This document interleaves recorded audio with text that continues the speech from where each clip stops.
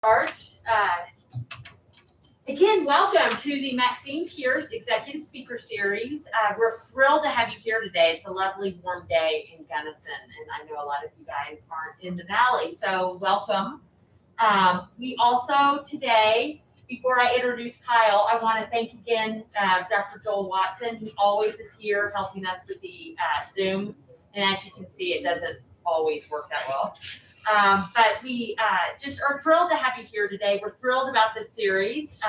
We want to thank Maxine Pierce. She is an alumni who, her generosity helps make programs like this happen at Western. And so also, please go to the Maxine Pierce Executive Speaker Series. Just Google that at YouTube, and we have a YouTube channel like it. Then we'll have our own channel for it, but we have all of our speakers housed there, so you can go back and look at some of the other speakers from last semester. And so anyway, let me introduce to you Kyle Downey. Kyle is my awesome work study student. He has been coordinating this entire series this semester. We have other speakers coming, and Kyle will introduce our speaker today. Thank you. Thank you, Louise. Awesome. Thank you again, everyone on Zoom and here for coming and attending. We have an awesome speaker who we have the privilege of, having him come in person to talk to us. I have had the honor to talk to him outside of this speaker series, and he's just a really awesome guy. So Brad Hansen is our speaker, and he was born and raised in northern Utah. He attended Utah State University and graduated with a degree in finance. And that was mostly because he didn't really know what he wanted to do after graduating. And he kind of knew that finance was important to know about. And so he got his degree at finance. And then during his time at USU, he met and married his ridiculously amazing wife, Cindy. And they enjoy camping, running, water skiing, listening to music, and reading. And they have 5 incredible daughters, a son-in-law, and 2 grandsons to help balance out that gender mixture in their family. So Brad is awesome. He also runs a consulting practice focused on working with innovative companies who are looking to accelerate their success by developing leaders and focusing on continual improvement within their organization. Prior to that, he founded prior to the consulting company, he founded GOENGINEER and was the CEO, CFO, and COO for that company. It's a Salt Lake City-based company that provides the best-in-class software, hardware, and services in mechanical design and additive manufacturing.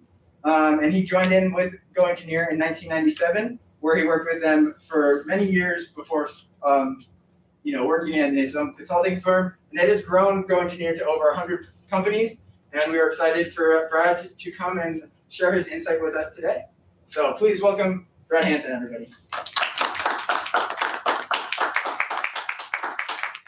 Thank you, Kyle. It's so much fun for me to be here, and I have received permission to take off my mask, just to maybe make it a little bit easier for you to hear me. And I understand that there's maybe some background noise, so if you're on Zoom and you can't hear me, maybe you could message Kyle or somebody, and I will try to talk louder. Definitely, it's not my superpower to speak super loud, but I can give it a go. I'm so excited to be here, and I need to start with a little bit of a background how surreal it is for me to be standing here today, for a couple of reasons. One of them is I actually knew about Gunnison and Western Colorado University. When Kyle and I were first talking, he was shocked that some guy from Utah would know about this amazing little place that I think is a little slice of heaven. I got introduced to it in 2018 out of a lifelong friend of mine that moved down to Colorado City, Colorado in 2017. And he said, look, we need to get together and do some skiing. We had a couple of friends that we tried to get together and do some ski trips with. He said, let's explore more of Colorado, get out of Utah. I said, listen, I'm absolutely open to that. You kind of tell me when and where, and I'll be there. And so he did a little research and said, look, there seems to be some really kind of fun, smaller ski resorts around this little town of Gunnison. So let's meet there. So I, in 2018, came with another good friend of mine from Utah. We made this 6.5-hour drive.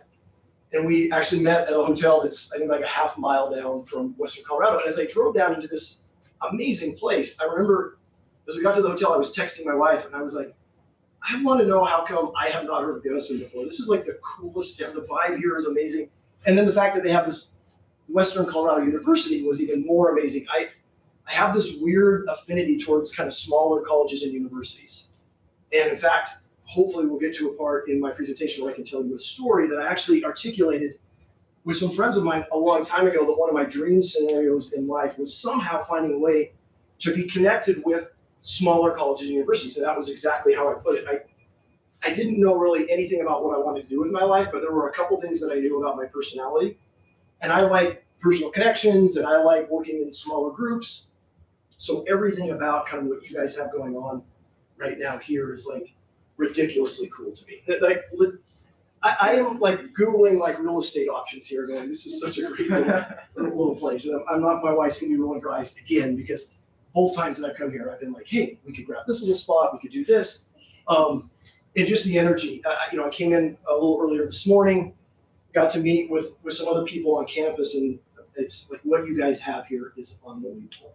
My sense is that you probably already know that, but just in case you were wondering, I'm telling you, you have something that's ridiculously cool here. So congratulations. And then I couldn't be more excited to be here, really, because I am passionate about this idea that I wish that when I was in your point in life, there would have been somebody that would have told me just this one little thing, and that is, it's completely okay that you might have already accomplished a year or 2 or 3 or 4 of attending university, and you still might not know exactly what you want to do with your life. To me, I remember being up at in a canyon, a beautiful canyon in Utah when I was a senior in high school with 6 or 7 of my close friends. We had a fire going. It was awesome. Sometime in the summertime, and we were talking about what our plans were after high school and the types of things that we wanted to do. And obviously that included, to a large extent, going off to college or to university. But I seemed to be like the only one around the fire that didn't really have a clear idea of what I wanted to do with my life, besides just going to a college, university, and a degree. And that was like my first realization that, man, is there something wrong with me? Because it seemed to me that everybody else had it all figured out. And I kind of quieted that head trash, and we're going to come back to the whole idea of what head trash is to me and how passionate I am about talking about it, by kind of saying, look, undoubtedly I'll get to my first year at Utah State University, and surely there, my freshman year, I'm going to have that aha moment that says, now I know exactly what I'm supposed to be doing with my life. And so I had my first year of college, and still nothing. I loved it. Don't get me wrong, I absolutely loved the time. I love the campus. I love the vibe. It very much a small, Logan, Utah has a kind of a Gunnison feel to it. Made amazing friends, some of which literally I was on a text string this morning with. We stayed that connected. And so everything about that experience I loved, but I still had that little inner voice saying, dude, what's wrong with you? You're now through your first year and you still don't know what you want to do. So then I kind of pushed it and said, okay, certainly by my second year, I'm going to know what I want to do. And so I went through my second year and I still had no idea. And it seemed to me that everybody else had it all figured out. Now, as I kind of went on in life, I realized that that was an incorrect perception of mine. There were plenty of people that were sharing my anxiety. It's just that everybody was putting on a brave face and everybody was kind of pretending that they knew what they wanted to do. Or I shouldn't say everybody. There were definitely friends of mine that actually had great career plans, and they went and executed on them, and I love those people. So if you're one of those people, I don't want to demean that at all. I think it's amazing. I'm to this day, I'm still jealous of that. But that just wasn't what was in my life at the time. So I got really lucky in that ended my second year at Utah State, and I had this guidance counselor, and I remember sitting down with her, and I think she was the first person I really confided in. I said, look, I don't know what's going on. I don't know what I'm supposed to be doing. And, I need some help. And I don't know how it is even now at Utah State or how it might be here. They had this really cool, in retrospect, it was a cool thing. I could go my first 2 years and not declare a major, and it was okay. And then once I got to my junior year, if I didn't declare my major, they started charging me a lot more money for my credits. And it was a little irritating because I didn't know, but it was a nice incentive to say, okay, I've got to start at least formulating some kind of plan. So I sat down with my guidance counselor, and she was so fantastic to walk me through, all right, let's just start with what you don't want to do. I'm like, okay, that's great. I can easily kind of go down a list of things that I don't want to do. And when I talked about this in other presentations, I make the mistake of saying some of those things and undoubtedly offending people, because it's not good or bad, it's just a personal preference thing. So I'll stay away from that, although I'm sure to offend accountants and bankers here in about 2 minutes. So just a heads up, if you or your loved ones, your parents, your brothers and sisters, or aunts and uncles are bankers, accountants, I love them. I have them in my life and I need them. So as we were narrowing it down, it became, okay, business, it seems like something in business. That makes sense. I had a father who was an entrepreneur who had started his own business, and he did some amazing stuff around kind of financial planning for small businesses that was really, really kind of unique. And so I think that probably helped spark a little bit of my interest in that area. And then she helped me kind of narrow it down even more. And basically, I remember her saying, hey, there's a finance degree. And I said, well, that seems like me understanding how money works is probably a good idea no matter what I do in my life. So that was the first moment that I felt, good about actually saying I could put a check mark by that. And right after I said that, she says, oh, that's great. The top 2 career options are, if you have a finance degree, is either being an accountant or a banker. And so my little short-lived joy was crushed, because knowing my own personality, if I could choose 2 careers that I would not excel at, it would be accounting or banking. And so I'm like, oh my gosh, I finally thought I made some progress. And she was great. She saw my body language. She said, those are 2 examples. There are hundreds of other things you can do with this. So don't get caught up in this. Just make the journey and enjoy that journey. And so I went on my junior, senior year, and I got my degree, and it was awesome. And I met amazingly great people. And like by sheer dumb luck accident, ended up working in this little nonprofit organization, and got on as an assistant to a CFO that became a mentor to me and really kind of changed my life forever. And she was amazing. She had actually been a CFO in for-profit companies and nonprofit companies. And she was probably in her mid-60s at the time I first kind of joined the company. She just took me under her wing, and she was amazing. We're going to come back to this idea of finding mentors in your life. Even at the time it happened, I really didn't even identify correctly what an amazing mentor she was. It wasn't until a few years later that I really started, connecting those dots. And so one thing led to another, and all of a sudden I woke up one day and I ended up being the CEO of this ridiculously cool company called GOENGINEER. And just to put a little bit of make sure that I don't oversell myself, I didn't found the company. I was one of the first 6 or 7 people that kind of started it. And there was a gentleman there, his name was Ken Coburn, who actually invited me in to come to the company. And I learned, he became another mentor of mine. And just so you know, I was the CFO for the first maybe 6 or 7 years that I was a COO, and then I was a CEO. It sounded kind of cool when you said that I was all of those things. And I was thinking, wow, I wonder if there's anybody. I know there's lots of small business people out there that are all those things all the time. Yeah. I couldn't have done all of those. I could barely do one of those things. And so it was amazing. It was such an amazing journey. And if we had more time, I could actually go on and probably take a whole hour just talking about that journey. But the whole reason Kyle invited me out here, as I understand it, was to really talk about 2 things. One, which we've already touched upon, and that is there might be a census of people who are in the room or listening today over Zoom that you might be sitting here thinking, I'm not quite sure what I want to do with my life. And if nothing else, then my takeaway here today is it's okay. Don't worry about it. And actually, I found tons of other people that were in the same boat I was. And hopefully not just to say, don't worry about it. And that's easy for me to say because I'm now this older guy who's already gone through the journey. But no, really, you don't have to worry about it. Don't waste cycles worrying about something that you shouldn't have to worry about. And I have very, very few regrets in my life, but one of my regrets is I wish I would have worried less about this. And I wish somebody would have stood up in front of me in a classroom in a college setting and say, it's okay not to worry about this, but nobody ever did. So I've kind of taken it as a little bit of my calling to get out there and maybe just be that voice. Say it's completely okay. And then hopefully leave you with 1 or 2 or 3 little ideas of how you can actually go beyond just saying, okay, that's all well and good, Brad, but I need something more than just your word. So maybe a couple of tools that you can use to kind of fight through that. And then the second part of that was coming from a space where I happened to be super fortunate to be the CEO of this really fun, amazing, crazy cool company. What would CEOs be looking for as we're, as you're maybe getting out there in the workforce? And oddly enough, as I thought a lot about this, those 2 things to me are actually very, very connected. So the idea of how you kind of deal with this thought of maybe you don't know exactly what you're going to do, and how can I best prepare to put myself out there and really kind of excel? If I get in an interview, what types of things can I be saying, or what attributes can I bring into that somebody might say, well, that's different. We like that. And so I think I really narrow it down to 3 topics. And I'm a huge fan of keeping things simple. I am almost never the smartest person in the room, which was really, really hard for me when I was younger. And then I just learned to embrace it.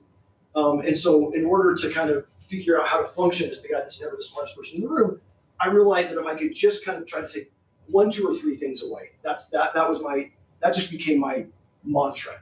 I don't have to understand everything, but I can just take 1, 2, or 3 things away. That's it. Then I'm good. I'm good to go. So in the spirit of maybe helping those of you, now I know plenty of people I've worked with.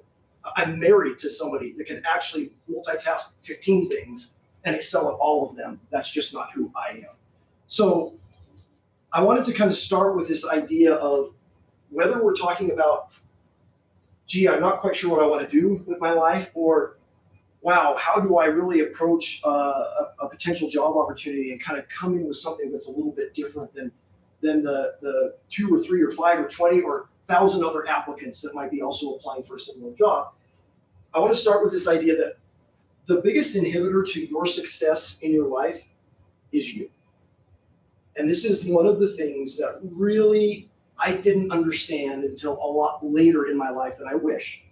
And it's fascinating to me because I think we don't do a great job as a community of really addressing this idea. It's really easy to blame our failures and our insecurities and the reasons that we're not getting this or that on tons of other things. And some of those things I want to make sure that I communicate to you are real.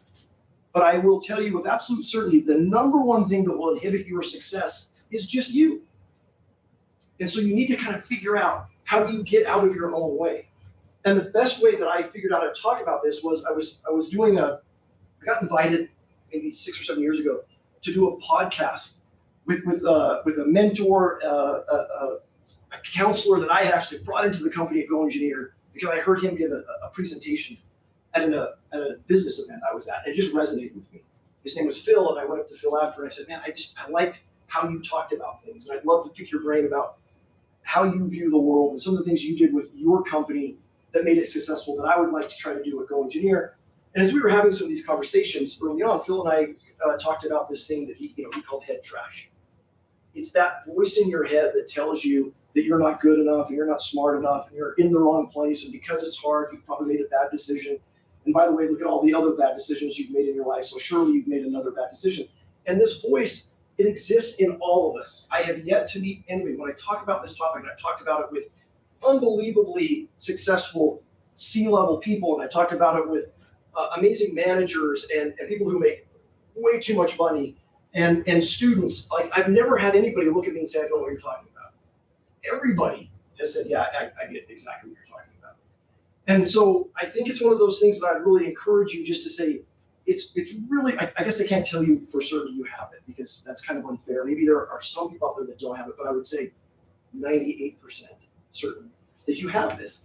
And it might be that you have it and you say, yeah, that's not really that big of a deal. And I would actually press back a little bit and say, no, but it is a big deal. Because every time you let that voice have space in your head, you are inhibiting your own potential growth and opportunity. And it can just kind of drip market, and you almost get to the point where you're numb to it. And you don't even realize that it's happening.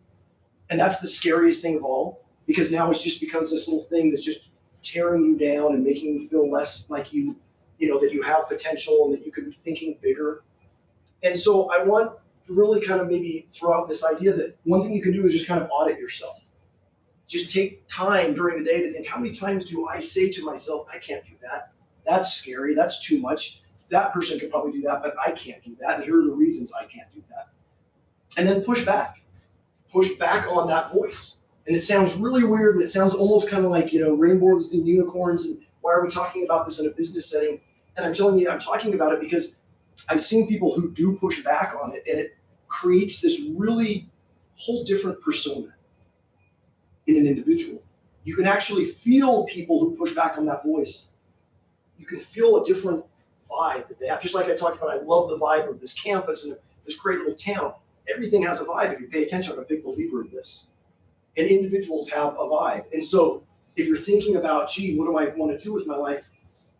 Please stop thinking about it's scary and I don't know, and certainly there's going to be all these, it's going to be a failure, it's going to be a train wreck, which is kind of how I thought about myself. and turn it and say, look, it's okay that you don't know. And there's so many ridiculously great opportunities. And really at the end of all of it, I would just say, instead of worrying, just take opportunities as they come. Just say yes to stuff, right? And it's really weird. Like there was a movie made years and years ago kind of about this thing, and I kind of, in some ways it was kind of a dumb movie, but I love the concept of what if we just kind of said, okay, yeah, I'll give it a try. And so if somebody invites you to do some new crazy activity, say yes. If somebody invites you to get involved in some cool little project and you're a little bit like, that's out of my comfort zone, I don't want to do that, say yes. If you have an opportunity to do something, an internship or maybe a starting job, out of, or even while you're still in college, do it. Just say yes. The thing about saying yes is it puts you in situations where you're going to have more options than saying no.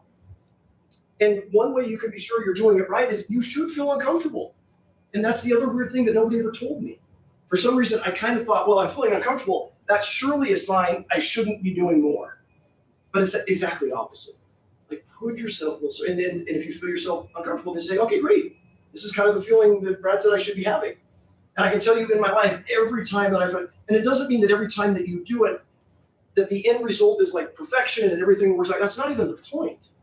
There's no such thing, by the way, as like perfection. And it's so easy for us to look at other people and say, oh, they've got it all figured out. Look at the job they have. Look at their family. Look at look at what they can do.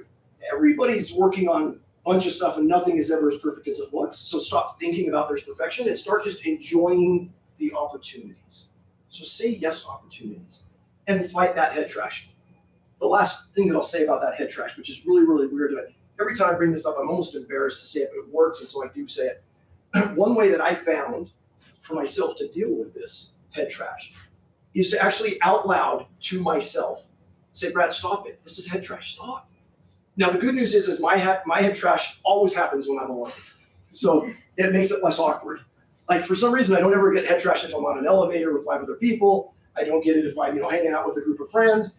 I always get it in those kind of lonely moments in my truck, or sitting alone and reading a book, and all of a sudden that word starts. And by the way, at 51 years old, and I've been in a part of like unbelievably ridiculous, successful things, not because of my own merits and my own abilities, but because I was at least smart enough to surround myself with great people. And I still have the head trash. Now I have it less, and I'm not. It doesn't overpower me anymore.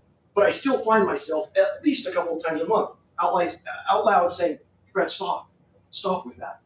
You're going to be fine. So that's one way that works for me, and I didn't ever know why it worked for me. And I was actually giving a presentation on this subject at another college in Utah. And afterwards, the professor pulled me aside and said, there's actually research that talking out loud to ourselves does something different to our brains than just thinking something, which I had no idea. Other than I did know because I was practicing it, but I didn't know there was like some science behind it.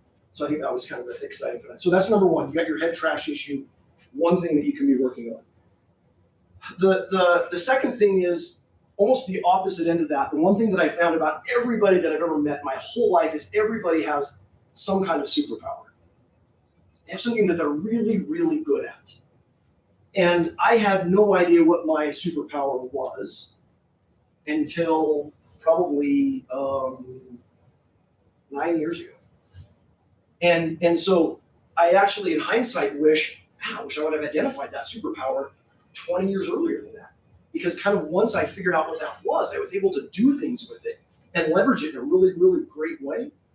And so I usually ask, and maybe I will just with the people in this room right here, like right now, by show of hands, how many people kind of know what their superpower is? Raise your hands. Okay, so the camera's not on everybody, so we have 1, 2, 3, 4, 5. I'm not great at math, but I was to find that major. How scary is that? 1, 2, 3, 4. So we have 8 or 9 people in this room, and nobody raised their hand. And usually that's about right. Like if I have 20 students or 30 students, I usually have 2 or 3 people that will raise their hand. So 90% of you are in the same position I was, that either had never even thought about, do I have a superpower? And it's funny that I use that word, and it's almost wish I'd used a different word because of all the like Marvel movies that came out and everything. And that wasn't even the reason that I picked that name for it. It just hit me that it really is something that's more you're naturally going to be good at. And it's totally normal that you might not know what it is. And so The good news is I have a secret way that you can figure it out like really, really easy. And that is you just need to ask 2 or 3 people that you have a ton of trust in that have known you a long time what your superpower is. And they will tell you. So it seems like you all have an assignment, since nobody here raised their hand. Anybody on Zoom did raise their hand? So, over the course of the next few weeks, again, you need to find people, this is really important. Like, if you have like a brand new like love interest in your life, please don't ask them. They're just not the greatest people to give like good, solid like information to you. I'm talking about like lifelong friends, maybe family members, although sometimes that can be a little sketchy because family dynamics can be a little weird, and I totally get that. But it's somebody who you have a lot, and more than anything, you have like confidence that they'll shoot straight with you. And the other thing I would advise is it could put them on the spot if like you just pick up the phone and say, hey, just out of curiosity, what am I really great at? What's my superpower? That can get a little awkward. So you could maybe just frame it like, hey, listen, this dude came down from Utah and he was giving a presentation. It seemed a little sketchy, but he did say that maybe you might be able to tell me, something that I'm really good at, and I'm having a hard time identifying what that is. Can you think it over for a day or two and just, let me know? Send me a text, shoot me an email. Makes it way less like, I got to say something right now. And it really gives them a chance. Sometimes it might take them a little bit to kind of think through. But I guarantee if you ask a couple of people this question, they are going to steer you in the right direction of what they see your superpower. We are so not good at assessing our own strengths and weaknesses. If we had more time, I have hilarious stories in the workplace about how terrible we are assessing what we're good at and not good at as individuals. Universally, all of us are. So this is a great opportunity for you to trust in other people and let them give you some direction. And do that as soon as you can. And by the way, maybe don't just do it once, maybe do it now, and then a year from now you could do it. And my guess is, and I would actually love to do more research in this area, I don't necessarily believe that it's like, hey, the superpower happened at birth, and it's the only thing you're going to be good at for your whole life. That's not what I'm suggesting. I actually think that things can evolve. In fact, I would say the thing that was pointed out to me was my superpower. To some extent, I probably have had a little bit, but developed it much more later in life. So this is why it's an ongoing thing. It's not like, hey, just figure this out when you're 21 years old and you're done. Keep this in your toolkit. And especially as we talk about what would if I was a CEO and you came to GOENGINEER and you wanted to work for this really fun, amazing company, I would be loving it if you told me, hey, here are some things that I know that I'm really good at. And the reason that I know this isn't because I'm some arrogant, like, hey, look how great I am. Because I've asked around and I've taken time to actually really think about this. And look, these are areas that I feel really comfortable in. That would really set you apart from like 99% of the other people that might be interviewing for that same job. So we've talked about, your potential like head trash situation, hopefully giving you 1 or 2 things that you can use to kind of combat that. We've talked about the fact that, listen, absolutely, without a doubt, that, many of you I have not met at all or met for like, 15 seconds. With absolute confidence, you have something that you excel at that really sets you apart from other people. So figure out what that is as quickly as you can. And then the last thing that I wanted to spend some time on that I already touched on a little bit is the importance of putting yourself in a position to be a mentor and to be mentored through your entire life. And I don't know how much maybe at Western Colorado or maybe in your own just individual upbringing, the idea of mentorship is talked about. It wasn't something that was ever really a thing in my world until I was probably in my like late 20s or early 30s. I mean, I knew what the word meant. I don't want to pretend like I had to go to a dictionary or Google what it was, but it was always kind of this more like out there thing that was maybe for other people. But how would I ever apply that to my? And then I started realizing, well, wait a minute. I look back. I had Valerie Lofthouse, who was this amazing CFO, who actually kind of put her whole reputation on the line to get me elevated from her assistant to become the CFO of a company when I was ridiculously too young to do that. But she'd gone to the board of directors and said, listen, I have confidence in Brad, and if you do that, I will tutor and advise and be here for him and help transition and make sure everything goes well. And had she not done that for me, then I never would have had that first kind of like breakthrough opportunity for my career. And so I feel passionate about, I can go back and say, I have 5 or 6 people in my life that were absolute mentors to me. And some of them I underutilized. So that's another small regret that I have. some of them were actually more willing to even do more things for me, but I just never asked. And the other thing that came to me when I was kind of, in my late 20s or early 30s and was really becoming more aware of the power of mentorship. If you think about it, mentorship is like this continuous education, like far beyond your university years, which is awesome. It's a ridiculously cool life hack that will do so much more for you than you could ever imagine. Then there's also this component that says, look, there's no reason why you shouldn't be mentoring as well. And in fact, I would say like the best relationships that are mentor relationships, actually both people end up getting mentored if it's done correctly. I have this ridiculously fun job right now where I do consulting. Much of what my consulting is actually working with high-level executives, either with them personally or with people on their leadership teams or people that they want on their leadership teams, but they're maybe not quite ready. So we kind of come up with development plans, and we really get intentional about people development, not just skill development, because that's something that skill development, it seems like in the Western culture, we crush that. You need to learn how to, do accounting, or you need to learn how to design something, manufacture something. The skill sets to kind of training and all that stuff, that's usually really well defined. But if we're talking more of just how do you develop attributes that would enable you to actually be a leader without worrying about what your title is, those types of things. How should you be treating people? Those types of things, those kind of get, especially once you get out into the professional world, they often get overlooked. And so I get to do this on a regular basis, and it's so much fun. And yet I will tell you, and I just yesterday I was on a call with somebody that I have been coaching for about 8 months now. And there were 2 times on the call where things that he was sharing with me were just like, oh my gosh, I just learned something. I just learned something from him. He just mentored me. How crazy is that? They're paying me and I'm actually getting mentored for this guy. It's like the greatest thing ever. But it really, I joke about the pay thing. It's more just the feeling that you get. And I guess that would almost be the thing that I want to kind of. The other thing that worries me when I get into a setting like this is the idea that I had in my mind, and I hope that you don't have in your mind, that somehow the idea of being successful is just tied to things like, what is your job title and how much money are you making? And especially in the business world, it's just out there. It's everywhere. And what I learned as I was kind of growing up in the business world was, as I looked around, most of the people that have the best titles and most of the people that made the most money were miserable people.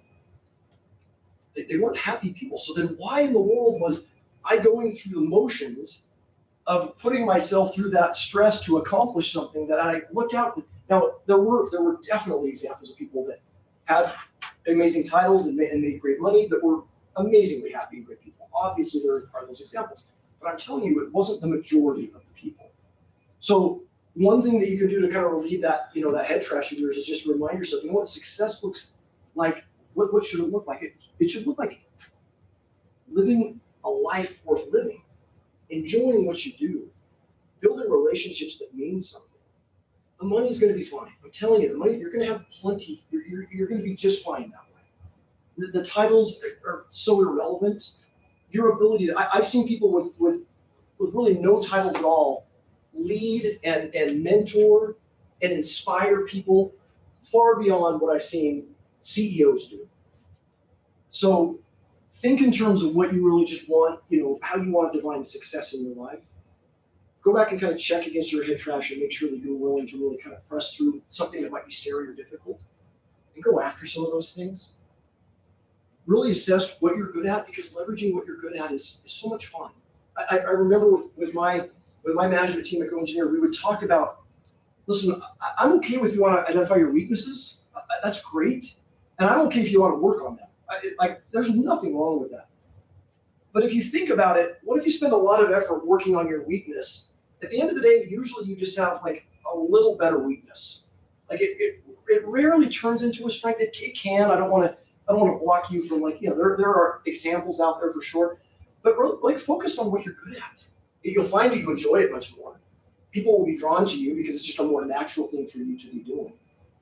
So do that, and then pay attention to the mentors that you have in your life. And if you don't have, if right now, if I were to ask you to do a little audit, hey, who are the mentors in your life? My guess is some of you are going to say, oh, I don't have any.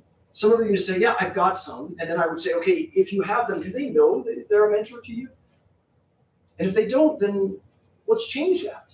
Let them know, say, hey, man, I really appreciate what you're doing because I really view you as a mentor. And by the way, who could you be mentoring today? You guys don't have to wait till you graduate and get 10 years under your belt. You can start mentoring immediately. Your peers, students in high school that are freaked out about what they're going to do when they get to college, there's all kinds of people for you guys to be mentoring right now. Think about putting yourself in that position. That will bring more joy and satisfaction than any kind of job title, any kind of money that you're ever going to chase in the business world. So with that, I think I'm a little bit over on my that's all right. So I guess the rest of the time is for questions. Yeah, so thank you. This is awesome talk. So for anybody on Zoom or in class, if you have questions or comments or want to ask about how to get rid of the head trash or follow up on certain things, people on Zoom, you guys can unmute, and if you do, I'd ask if you could turn your camera on to kind of have we have your faces in the back of the classroom. So if you wanted to ask a question, please do. It's such an awesome opportunity, and I think that we can all get them experience. So yeah, if you have any questions or just want to say something, feel free. Yeah, because it'll be way less awkward for me if you throw me at least something. This is always the worst part of a presentation. Where I'm like, what if it's all crickets out there? How embarrassing would that be for me? So think it for me. Anything? Yeah, Brad. First of all, I just want to say thanks for taking the time. Wait, just a second, Sean. I can kind of hear something maybe over here. Yeah. Go ahead and talk, Sean. We're just gonna have to. Testing. Hold on, we're getting it worked out. You just relight it. Thank you so much, by the way. Oh, absolutely. No, All right, try again, Sean. Talk and I can Testing. There you go. We're good. get rid of the credits in between. Thank you. All right, I hear you beautifully. You're good to go, Sean.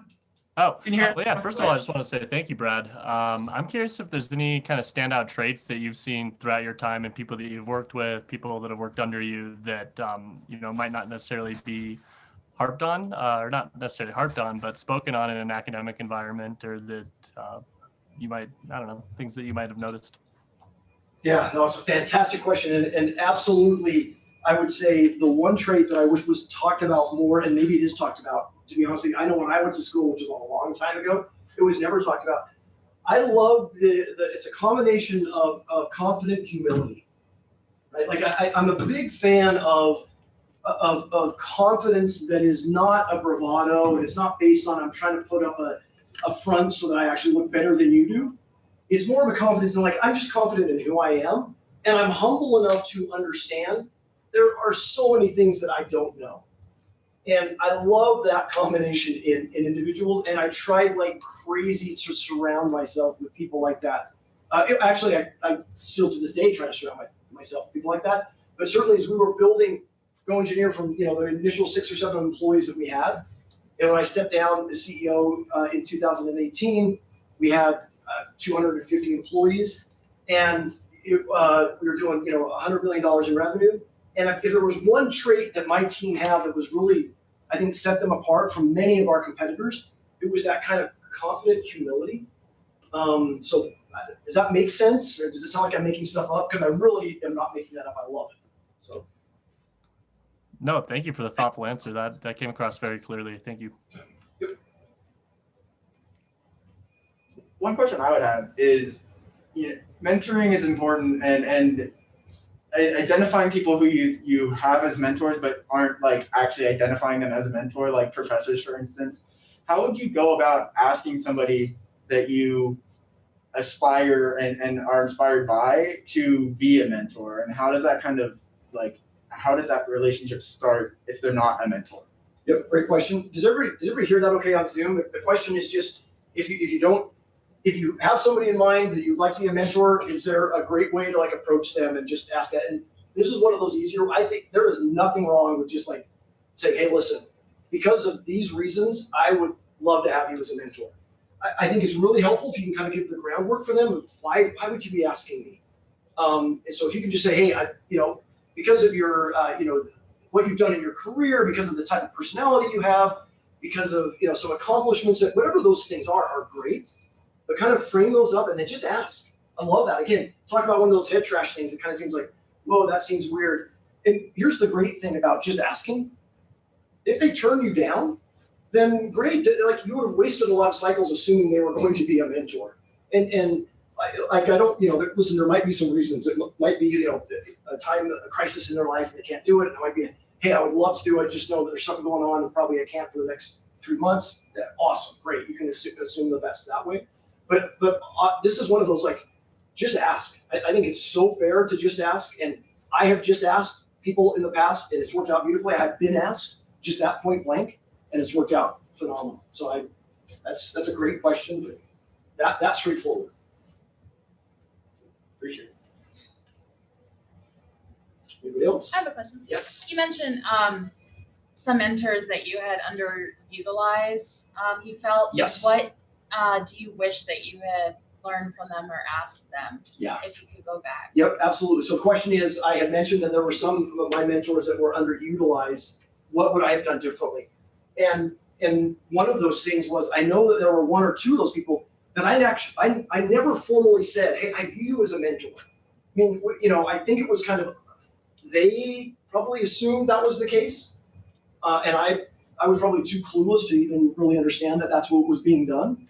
But by nature of just saying, there's something that happens, again, I think in our brains, and when we kind of intentionally call something out, it's kind of the same reason, like it's scientifically proven it's so great to like write down your goals or talk about your goals, right?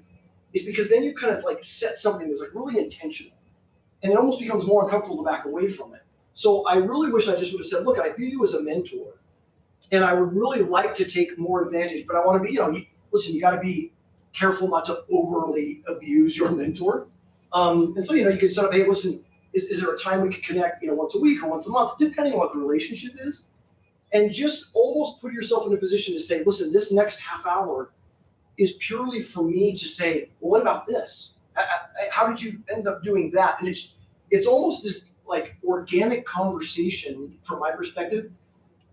That's where all the beauty lies. And it goes back to this idea that we get too caught up in every part of our lives that everything just works, as planned all the time, and whatever in everybody else's life anyway. We like look at our own lives and they look so messy and they look like, oh my gosh, and we make this wrong assumption. Even as I tell my story, I always kind of cringe when I get introduced. It's like, oh, Brad was part of this company. And they started at 6 people, and then they grew to 250 and grew to $100 million, and it was awesome. And he was the CFO, and wow, that's fantastic. And I can tell you, there were so many train wrecks along that journey. There were plenty of sleepless nights. There were plenty of self-doubts. There were plenty of, oh my gosh, we tried something and it was an absolute failure along the way. And some of that discussion is the most powerful mentorship you can get. It's just by understanding it's messy. There's this weird, saying, I've heard 100 times, seeing how the sausage is made is like a whole different thing than like, oh, there's the sausage. It looks really, really great. And there's power in you understanding that I don't know there's any shortcuts to to finding a successful life. And again, not successful life being quantified by a title or a salary, but just, finding joy in your life and finding the place where you feel like, I'm comfortable with me. It doesn't mean I still have bad days. It doesn't mean that I don't have obstacles, but my guess is most of you people know people like this. And maybe some of you are people like this, which is even better. But you want to just get into that. I wish I would have just gone back and said, hey, because we've already verbally agreed that you're a mentor, I would like to take more opportunities instead of more just the random opportunities that did happen, because we happened to be in the office at the same time and there was a little bit of downtime, and those things were awesome. I don't want to discredit those. It's great. But there's nothing wrong with being a little more intentional about taking advantage of that. So, Yes. Okay, is that good? All right, awesome. One of my head trash things is I can remember sitting through so many presentations, both in college and even after professionally, and hearing questions answered, and then like the answer given didn't seem to ever answer the question, and it's like a politician, and I'm always like really, really paranoid that that's going to become me accidentally. So I'm always going to kind of double check. Awesome. And yeah, I think we have time for maybe one more, if somebody else on Zoom wants to, or anybody here. So one more question. Brad, Yes. Stan Weil. But first of all, thank you so much. This was great. You had touched on people skills development. So you basically talking about emotional intelligence? Is that? Absolutely. That is exactly what I'm talking about. Yes. Is that something, by the way, again, that term that I know of didn't even exist when I was going to Utah State University, but I'm sure it probably did exist. I can tell you with absolute certainty, it didn't exist in the business college finance major department. Is that something that gets talked about on a regular basis nowadays, or a little bit at least? Emotional intelligence. Yes, emotional intelligence. I've never heard of it. Okay, thank you, Sam. This is beautiful because somebody just said they hadn't heard of it. Like there are here's the beauty of the world we live in. There's like TED Talks and books, and there is so I will take emotional intelligence all day long so this is just awareness of yourself, how you come across, what you're, how you interact with other people, how these types of maybe softer skills versus the hard, hey, I already know exactly everything, hiring for your accounting position because I know exactly where the debits and credits go and blah, blah, blah. Please give me the person that just understands themselves and the effect they have on people around them. This emotional intelligence is huge. There could be there have been thousands of books, written about this. So thank you for bringing this up. That is exactly what I'm talking about. Could I just, as a follow-up, in your consulting business, do you have pushback when you try to add this into how you're helping them to be more effective leaders, emotional intelligence? Such a great question. And so the answer is, the good news is I never have pushback with the sponsoring individual that brings me in because it's why they bring me in. So they have some awareness of what I've been able to do, and they have a trust in me that says, yep, you're the guy. I very often get resistance with the people that I'm working with, them actually, first of all, buying off on, wait, this just seems way too fluffy and unicorns and rainbows. Why are we talking about this? This is the irony. The more people lack emotional intelligence, and by the way, it's another skill set, right? If you don't have it, doesn't mean you're a bad person at all. But people who don't have it almost look at you like, well, why would this be important? Why would I need this? And so it takes some time for me to kind of build and usually goes back to me telling lots of stories about things that worked successfully as I grew a company and things that were absolute train wrecks. I can almost draw this direct correlation to the emotional intelligence of the people that were involved in those projects. But yes, I absolutely do get pushback. It's a great question. Thanks, Brad. Yep. Awesome. Thank you again, everybody. I'm getting the camera here. Thank you again, everybody, for showing up on Zoom and coming here in person. Thank you again to Maxine Pierce, who is sponsoring the event. Also Jen DeBoer and her classes as well for attending via Zoom and in person. I'm sure that this is something that we can not only take further in our lives and in school, but beyond that. And I think it was awesome. Thank you again so much, Brad, for coming in. Not only but being here in person. It's just another whole experience. So I don't want to keep you guys any longer. I know that we like to keep it to an hour. So we look forward to we have these. As Louise said earlier, we have multiple of these, so there will be more. You guys will probably receive emails from me on when those are. And we look forward to not only growing from this, but having you guys attend future events. So thank you guys again so much for attending. Look forward to growing from this experience. So thanks, guys.